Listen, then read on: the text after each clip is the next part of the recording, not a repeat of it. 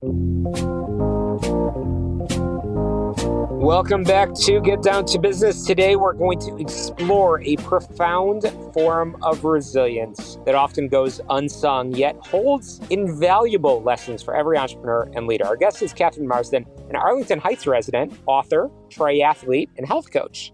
She has written a deeply moving memoir, Finding My Stride, a guide to finding power, raising a child with special needs. And Catherine shares a raw yet hopeful look into her life as the mother of a child with cerebral palsy, an incredible personal transformation that followed.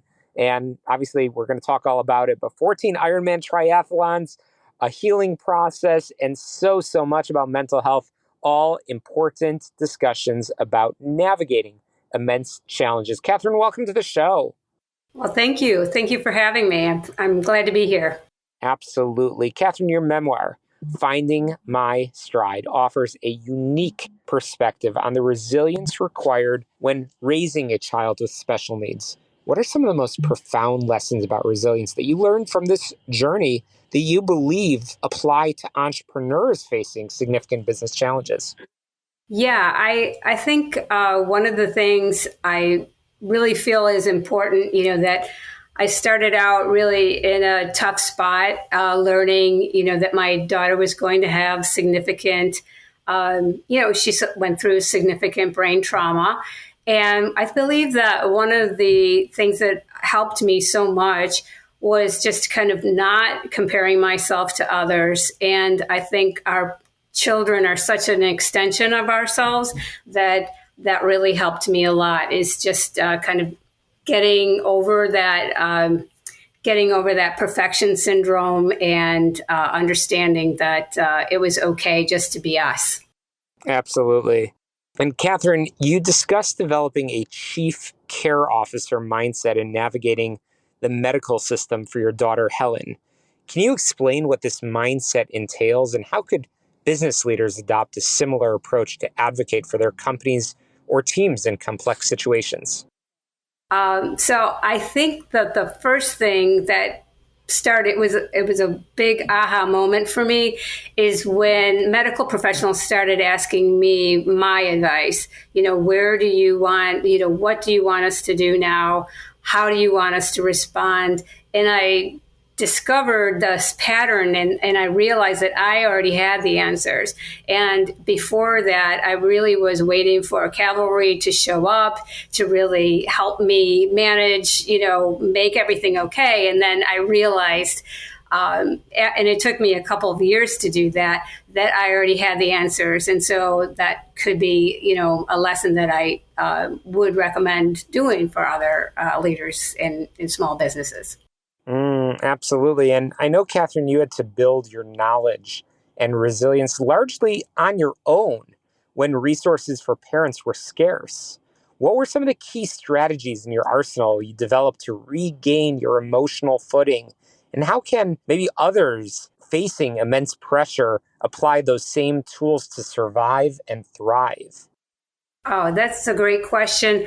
The first thing I would really recommend is appreciating, to take good care of yourself. So that's a really big theme of the book, is that unless you really take care of yourself and put the oxygen mask over your own face, you're not going to have that health, that resilience, that energy to transfer and to help others that are close to you. So, self-care really became a center theme of the book later on in later chapters, when I got a wake-up call from a friend and really looked in the mirror and didn't really like who I was, staring back at me. So that was a big aha moment, is just getting to the gym and taking time for myself so that I could recharge and help those that I loved and that I was serving in my household and beyond, so in my community.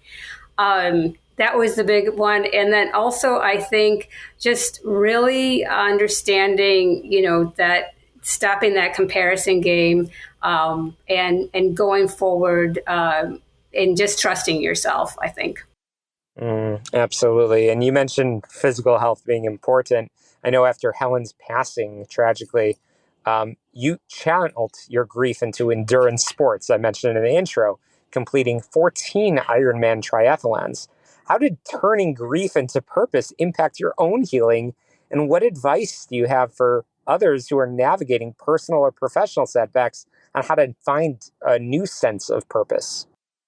Yeah, I think for me, after Helen's passing, I really needed to channel my energy into a different direction. And I, decided to pour myself into endurance sports, into running, swimming, and biking.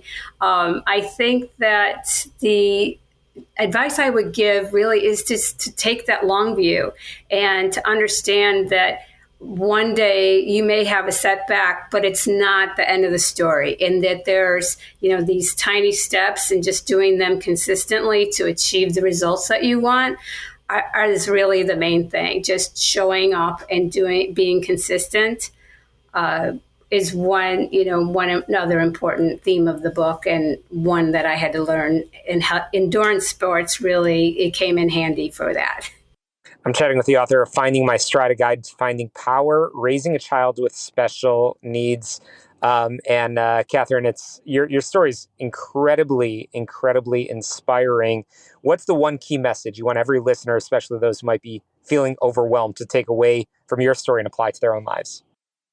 Just to remember that, I think, as someone on your show also mentioned last month, that trauma is an invisible problem, and that you really don't know what others are going through or until you walk in their shoes.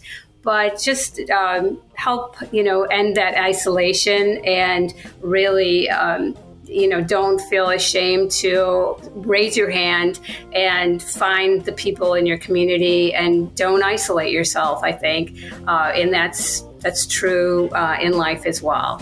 Yeah, we're going to continue our conversation with Catherine Marsden in just a moment. You're listening to Get Down to Business. Don't touch that dial.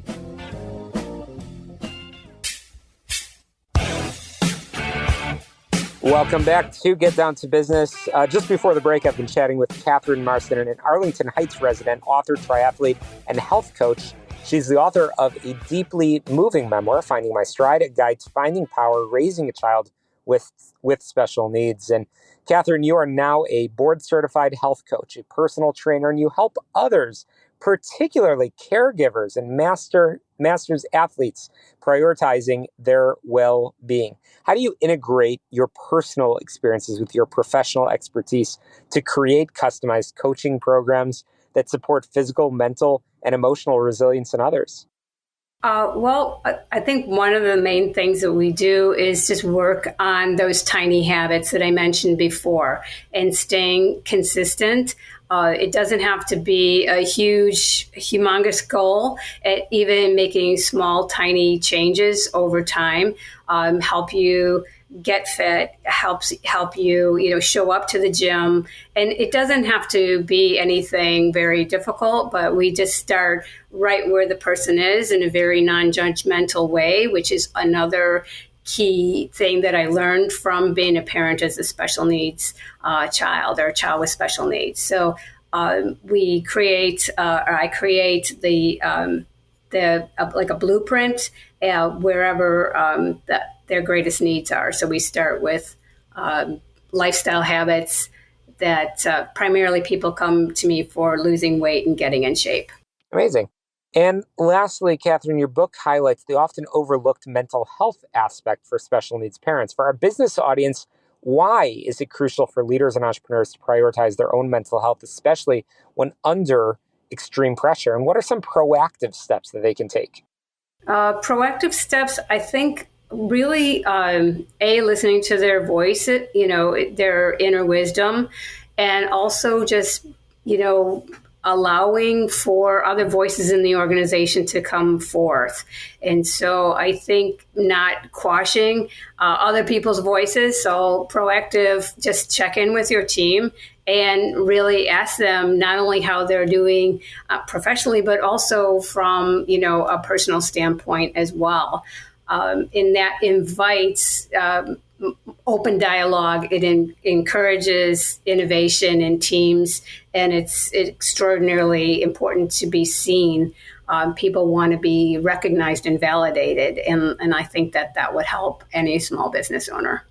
Yeah, Catherine, I want to give the final word over to you. Your story is so inspirational, and I know our listeners will definitely want to read the book and learn more about your important coaching work and everything that you're doing. I know you're a passionate advocate, which we are grateful for you sharing, not only on our show, with so many others. How can our listeners get in touch and find the book?